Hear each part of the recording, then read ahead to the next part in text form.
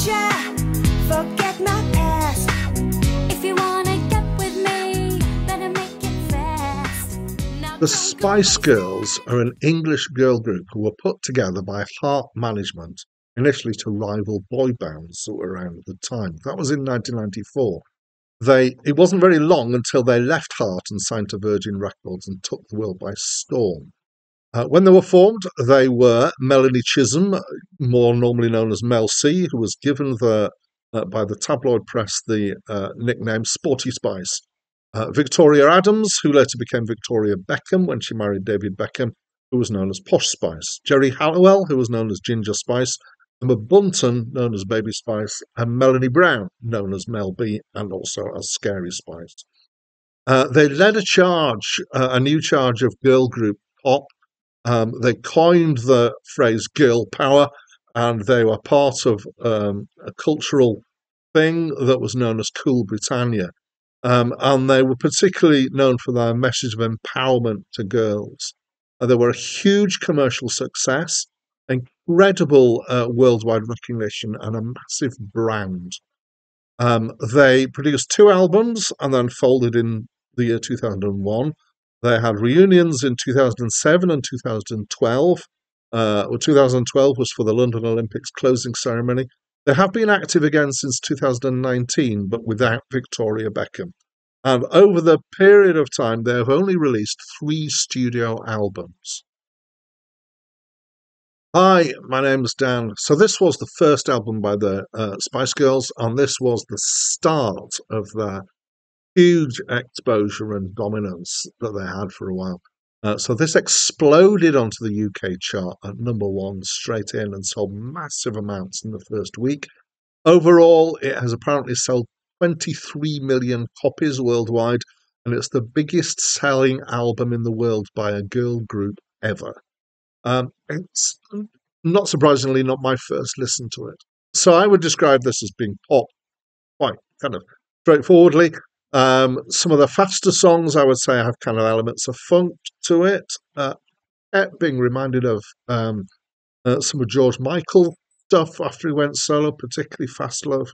The slower songs, some of them are more kind of soul pop, but not fully. Actually, you could kind of say they were pop rock at times. They were described by there was a pair of guys who were working as producers for this album, and one of them described this as R&B gone wrong. But it kind of became, a sound in its own right. There are also in here elements of rap. It's certainly got a produced sound, and lots of, all kinds of different sounds being used in the different songs. It's the whole feel of it is kind of huge and bouncy and joyful. It's perfect pop, I would say. Maybe you could say it's music for people with ADHD, but what I mean by that is that there's always something to listen to, and that's what I think is one of the hallmarks of good pop, is that there's never a moment where your attention might wander. There's always something to grab your attention, and the band that first did that to a huge degree, I think, was ABBA. Anyway, other elements of pop is it makes an immediate impact, fast to make an impact. It's catchy, it's singable, it's very accessible and immediate. But unlike some pop, it doesn't feel disposable. There's the songs here that I know well because they were chart hits, and not things that have kind of, oh yeah, I vaguely remember that. They've stood the test of time, even though it was quite a while ago. The singing's strong. This was before auto-tune came in. There's some nice harmonies. The 5 girls, I wouldn't be able to tell you all of them who was which. I can usually spot Sporty Spice in there because her tone's a bit different to the others, but they all have a different tone, and they give the different voices giving contrasts. So let's talk a bit about the songs. So what I normally do when I do a review is that I listen, then read, then listen. And in my read in the middle between those, I learned something that I hadn't really realised about the Spice Girls, which is that they wrote pretty much, they had some help, but they wrote their own songs, certainly in the main. And I always have more respect for singers who write their own songs, or predominantly, I don't mind cover songs, but people who are predominantly written for, I always feel a little bit like it's not coming from the heart quite so much. Um, so the themes here, there's people know stuff about the Spice Girls, and it's really hard not to know something about the Spice Girls. There's definitely a theme here of assertiveness for girls. It's not passive, and kind of the underlying message is a good message, I would say. There's stuff about relationships. Yes, there's stuff about sex in here. There is a nod to safe sex in one of the songs, which has been pointed out by several things that I've read.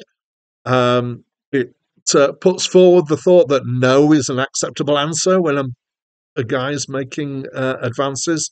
Maybe at times it's a bit on the casual side for me in terms of how quickly you might form a relationship and jump into bed with somebody.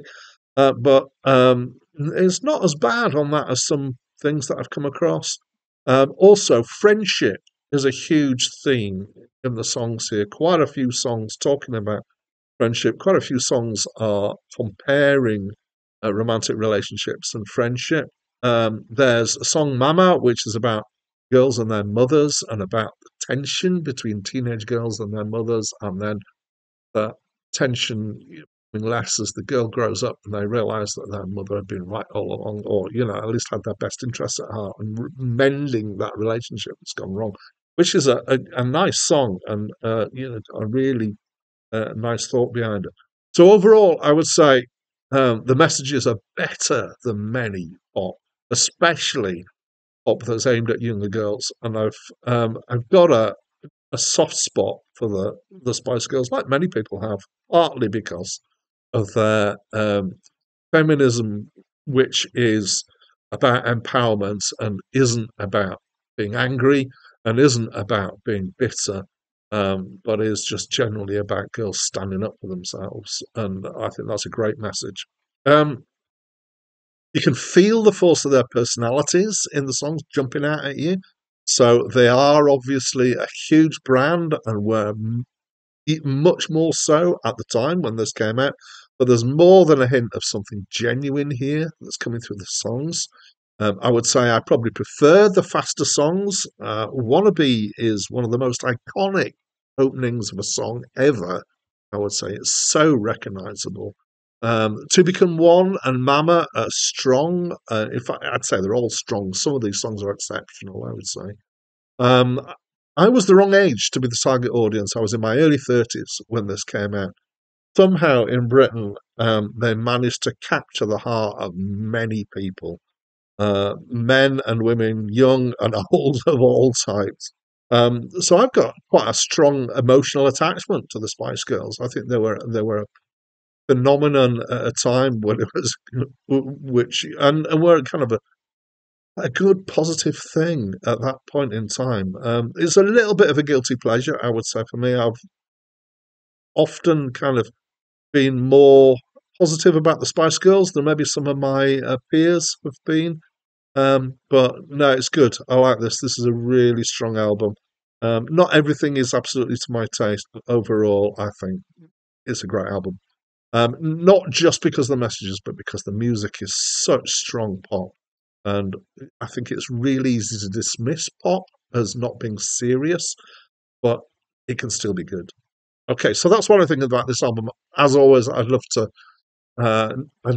know what you think about this album, especially if you were a real Spice Girls fan back in the day. I'd love to hear from you.